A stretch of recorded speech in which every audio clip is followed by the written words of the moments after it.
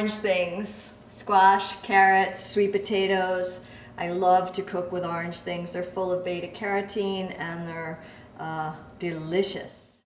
So I'm chopping some ginger because I find that orange vegetables and ginger go very nicely together. I was trained by my mom to cook everything in oil and garlic, but orange vegetables are something I make an exception for. We're going to use some coconut oil today. You can use olive oil if you're more comfortable with it. I know all the hype of coconut oil and how good it is for you. The jury is still out for me, so I use it sparingly. It is a solid fat, so I don't know whether the debilitating effects of a fat that solidifies is there even in something as yummy as coconut oil. But for curried food, it can add a very nice tropical flavor, so I'm using it. It's terrific on your skin too.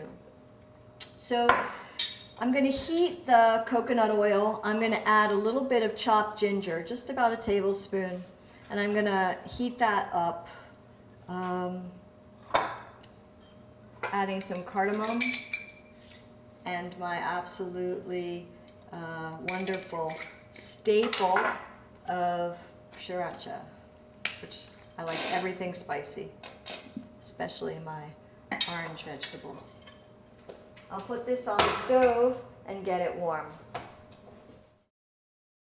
So the oil's starting to get hot. That's a good thing about coconut oil is you can get it very, very hot. It has a low smoke point, whereas the olive oil, you can't get quite as hot. And then I'm just going to add my squash right into the sizzling mixture.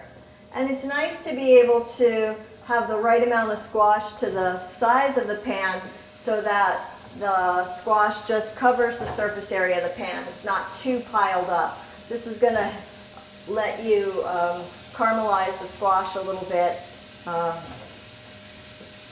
as we get closer to finishing the dish. So I use a lot of wooden spoons when I'm cooking. We used to get spanked with these when we were little kids, so I have fond memories of wooden spoons. And I'll start to saute the squash in the coconut oil and the chili and the ginger. This bigger burner's starting to heat up. So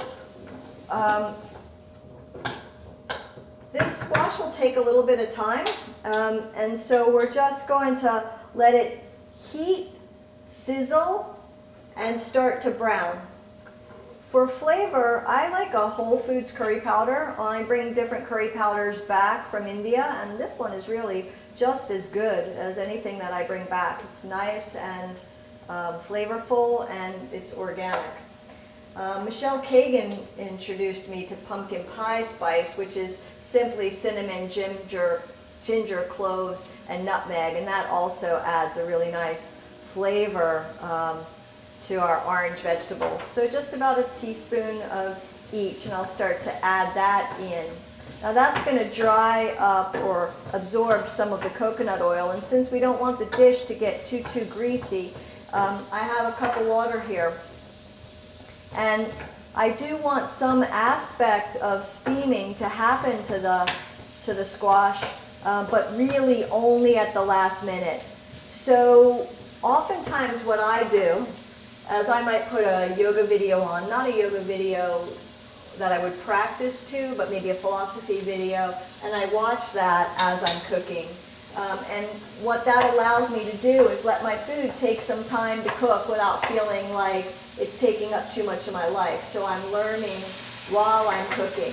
So you can see I'm just adding small drops of water as the pan starts to dry up, and I'll do this for a full 20 minutes or so until the squash is soft to the touch.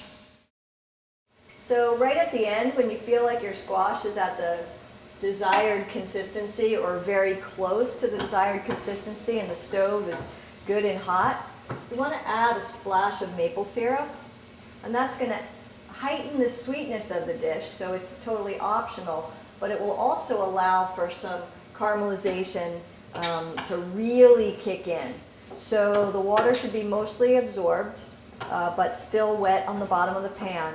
And you just add this tablespoon of maple syrup and cook it all the way down to finish.